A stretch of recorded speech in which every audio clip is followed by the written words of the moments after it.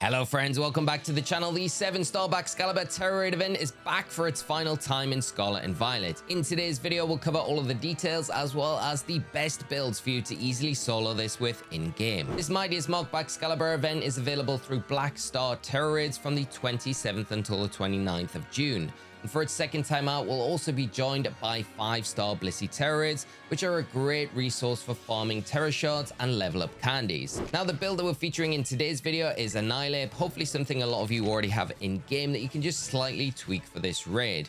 It is going to be level 100 and all of its IVs have been hyper trained, so they're set to 31. Make sure it has the fighting Tera type and the held item of the scope lens. That's going to increase the chances of landing critical hits throughout the raid. The moveset is going to be Focus Energy, Screech, Bulk Up, and Drain Punch. And the EV spread is going to be 252 EVs in attack and in defense with an Adamant Nature, and those remaining EVs in HP with a Defiant ability. So your Annihilape should look like this once it's trained up in game. The only caveat to Annihilape is that it does require an Intimidate partnering Pokemon when you go into the raid. So if you would prefer a build without needing to worry about any of your partnering Pokemon, then check out the Avalok build we already have here on the channel. It's slightly slower than Annihilape at beating BAXCALIBUR, but it is a very consistent method to be able to do this.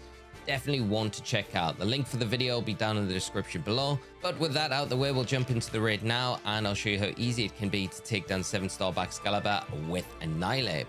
Also, a quick shout out to Danisoloraids for this sequence using Annihilape against the 7-star BAXCALIBUR. Their channel will be linked down in the description below, and they do a huge amount of effective strategies against all these 7-star Tera raid events, so make sure to check them out and their builds. So I've already mentioned it, but the Annihilape build does require an Intimidate partner on your side of the field to really work effectively in this raid. If you come in and you've got Arcanine next to you, exit out straight away. It's going to use fire type attacks that are going to activate that thermal exchange ability on the BAXCALIBUR, and you don't really want to give it free attack boost whenever you come into the raid.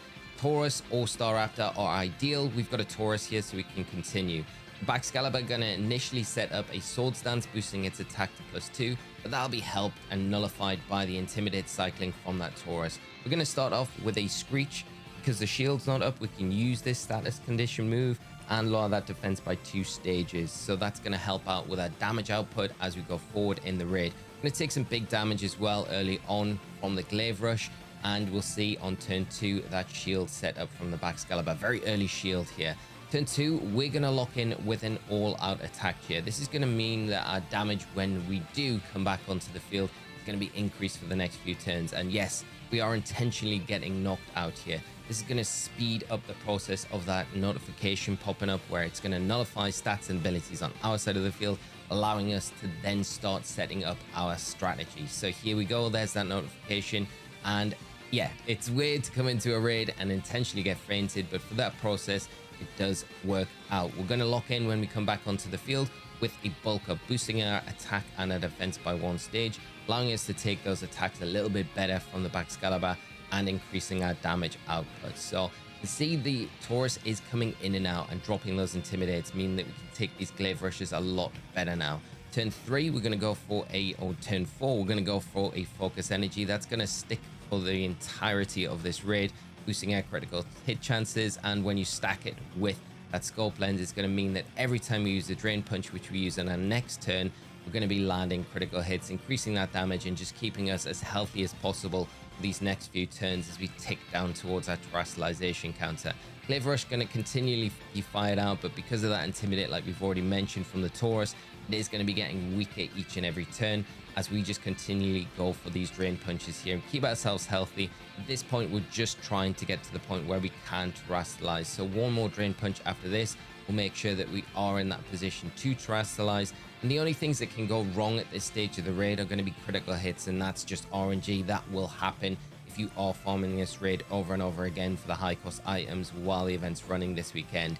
After we've got that 3rd Drain Punch off, now we can click that Terrestrialize button, and now you're going to see a huge difference in our damage output, especially when you combine it with that critical hit chance that we do have now.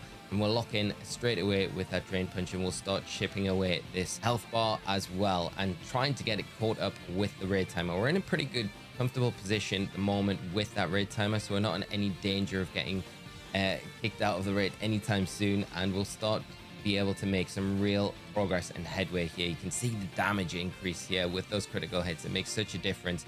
The one bulk up as well, so you can squeeze in another bulk up. Of course, that damage will be increased. Our stats and abilities aren't going to be nullified until after the shield is broken, so that's the big thing that we can think about here. Just click in with another drain punch at this stage, and then we will be able to get rid of this shield. At this point, like I've said, the shield will break. It's going to be susceptible to Screeches once again now the shield is gone, and we are going to see the BAXCALIBUR nullify the stat boosts on our side of the field again. So we'll do this a number of times throughout the raid. So we're going to have to initially set up that bulk up straight away. For our trouble, we're taking a glaive rush, but this is where the intimidate comes in. It's also going to set up another sword stance in the raid as well, so boosting that attack by 2 stages, undoing some of those intimidates, and it does remove those drops as well. We're going to start off with a bulk up, and because we do have the speed advantage here, we can get that off, boost our defense before we take an attack from the BAXCALIBUR, and we'll be able to follow it up with the Screech as well. So you want to get that Screech off, lower that defense on the BAXCALIBUR once again, so we've got that higher damage output. Then the next turn, after we do take a glaive rush for our trouble, we are going to just drop another drain punch here and just continue what we were doing before. And you can see the damage now. The shield's not there. Is going to be a lot more than it was before. It's very close to being knocked out, and a couple more drain punches from this point will be enough to take this BAXCALIBUR down. It is going to nullify, unfortunately, our stats and abilities one more time. This is the annoying thing about this raid. It will continually do this throughout the raid. I think 3 to 4 times in total. But we're not going to be in any danger here, where we can just go for another bulk up as soon as those stats and abilities have been nullified, just to bolster that defense stat and our attack stat as well, and make sure that we are doing as much damage as possible. Could go for another Screech here, but I feel like it's kind of just fine to click the drain punch button. We'll take a couple of them, but all in all, it's going to take the same amount of time. If you Screech, you're going to then just use 1 drain punch, but you can just finish the raid off with these 2 drain punches here. But by following this sequence, you can have an easy way to beat the BAXCALIBUR. The only caveat to this build is that you need an intimidate partner when you're going through it, because without it, you're going to just take too much damage throughout the raid. You haven't got a way to kind of mitigate those sword stance boosts quickly, like the Taurus or the Staraptor coming in and out. Cycling onto the field can do, but it's as easy as that to do with an Annihilape. If you don't want to go out and catch an Avalugg, which I would still highly recommend, it's probably the best build to run through this solo in game, but the Annihilape is a very good alternative, and I know a lot of you are big Annihilape fans for the raids, so if you need it and you want to run it this weekend, this is the build for you. You're going to have no trouble at all getting it, and then you're going to get the high cost items, have an easy way to farm those, and hopefully get a lot of Herba Mystica drops over the weekend. Of course, if you do want to farm the raid, you can spawn a new one onto your map. If you hit your home menu, come down into your system settings, then down into system, then into date and time. Make sure your synchronized clock for the internet's off. Click into your date and time options, just toggle through these, hit OK, and then come back into your game, and all the dens will respawn. You'll be able to find that 7-star Tera raid event on your map, wherever it is, and then you'll be able to head over to it and rinse and repeat this strategy to farm the high cost items this weekend. If you found the build in today's video useful, please consider leaving a like and do subscribe to the channel to stay up to date with all of our Pokemon content. If you have your own solo builds that have been able to take down 7-star BAXCALIBUR, share them with the community down in the comment section below. Thanks for tuning in, friends. Have a great rest of your day, and I'll see you all in another video very soon. So until then, take care and bye-bye.